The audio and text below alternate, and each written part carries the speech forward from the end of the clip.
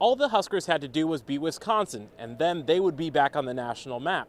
But after a heartbreaking loss to the Badgers in the Big Ten championship game, where do the Huskers stand now?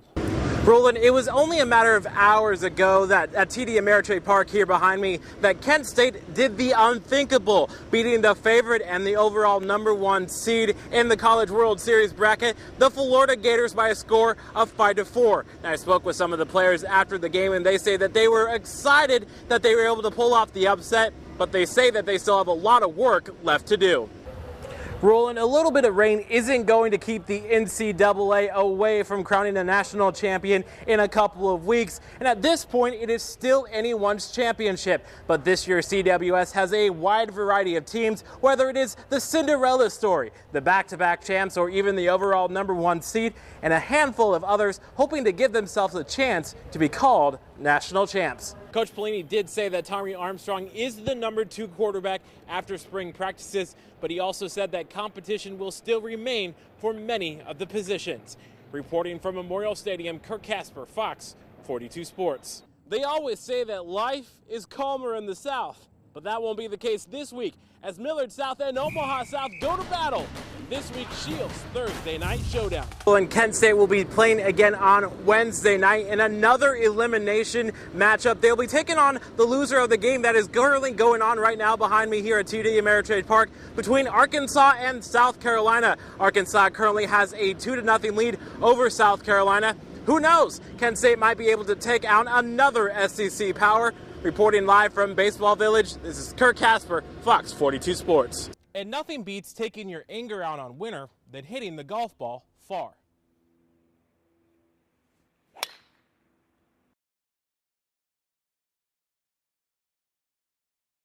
All the Huskers had to do was beat Wisconsin, and then they would be back on the national map. But after a heartbreaking loss to the Badgers in the Big Ten championship game, where do the Huskers stand now? We failed. We failed to win a championship. That was the goal coming in and didn't get it done. I apologize for it. Hard to put into words, you know. Can't explain it. You know, we've been through these kinds of things. I know. I'm sure everyone's kind of tired of it, you know. The Huskers have played in 3 championships in 4 years. All defeat, but none like the beatdown the Badgers put on the Huskers Saturday night in Indianapolis. You hate this feeling. The way we practiced all week, I mean, I thought if anything it would have been the other way. So now Husker Nation must wait another year. It's already been 13. After 5 years of Coach Pelini, you have to wonder if a conference championship will ever happen. It's not indicative of the foundation of this program.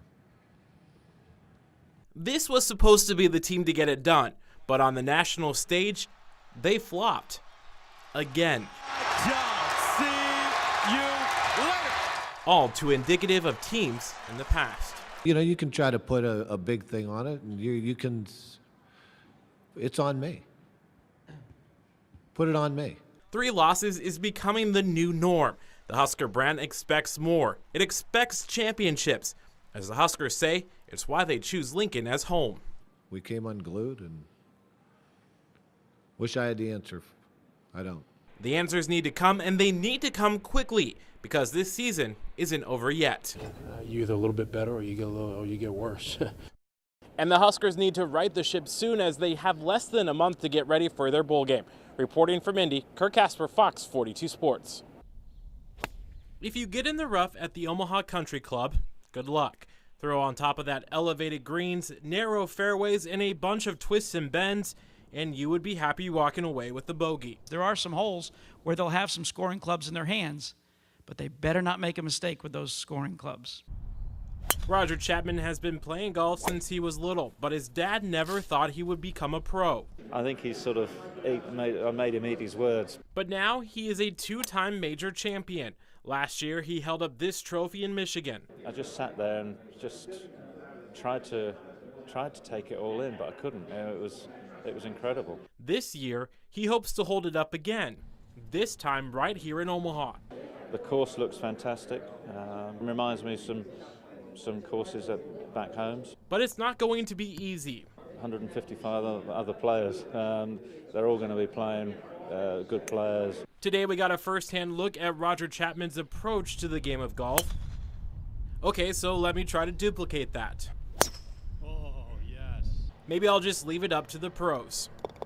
Presenting the golf course in a way that provides a very stern test of golf, both physically, mentally, and I guess a little bit emotionally. It's going to be tough, but a challenge that I'm looking forward to. And this event is expected to bring in over 2 million fans, thousands of volunteers, and millions of dollars. I'd say Omaha is ready. And in only a few months, Omaha will get a chance to watch Roger Chapman and some of the legends of the game of golf. Many Husker fans would like to forget the end to last year, a blowout loss in the Big Ten championship game followed by a loss to Georgia in the Capital One Bowl.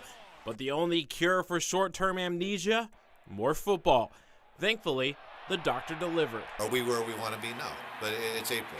It's not. We shouldn't be. But I think that there's a lot firmer foundation that's going to carry us into fall practice. The biggest question mark this spring was the defense, and even Bo knows that side of the ball still needs work. I got to tell you, I was a little concerned about midway through. I wasn't seeing the progress in some areas as much as I'd like. It is hard to use the spring game as a good measuring stick. Many players sat out, but those who did play, I think we made, some good improvements. Especially at the linebacker position. I mean, whenever you can get linebackers, helping out, especially the safeties, make the ball have some air, it helped out the secondary a lot. But the spring game didn't showcase good defense. Instead, it was senior Taylor Martinez in the offense who lit up the scoreboard. We moved the ball down on the defense, so I think it went pretty good. But the biggest question on offense, who would replace Taylor if he got hurt or be the quarterback for next season? Ron Kellogg III only missed one completion, while freshman Tommy Armstrong led a scoring drive in the second half. But Armstrong has some improvements to make. I saw him get better as the spring went on. He was a lot better quarterback and had a lot better technique and fundamentals. Coach Pelini did say that Tommy Armstrong is the number 2 quarterback after spring practices, but he also said that competition will still remain for many of the positions. Reporting from Memorial Stadium, Curt Casper, Fox 42 Sports. They always say that life is calmer in the South, but that won't be the case this week as Millard South and Omaha South go to battle in this week's Shields Thursday Night Showdown. Set, hut, shoot your hands. If you want to succeed as bad as you want to breathe, then you'll be successful. It's the motto Omaha South linebacker Christian Ruiz uses every day at practice and every game.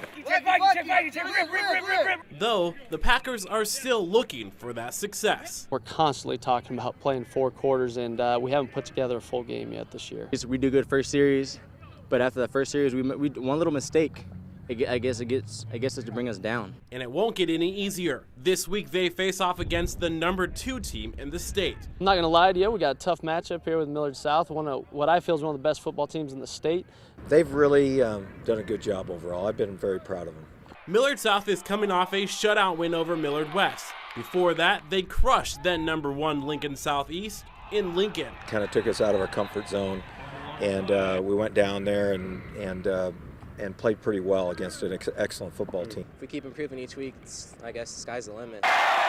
Yes, the sky is the limit, at least when you can connect with your receiver like this. Just coach called it from the sidelines, and I just threw it up there, and he ran underneath it, and it's really nice to just have a guy to throw it to like that who will go up and get the ball for you.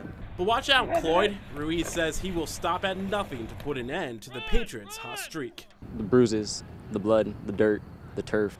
Go hard or go home. 1, 2, 3, back!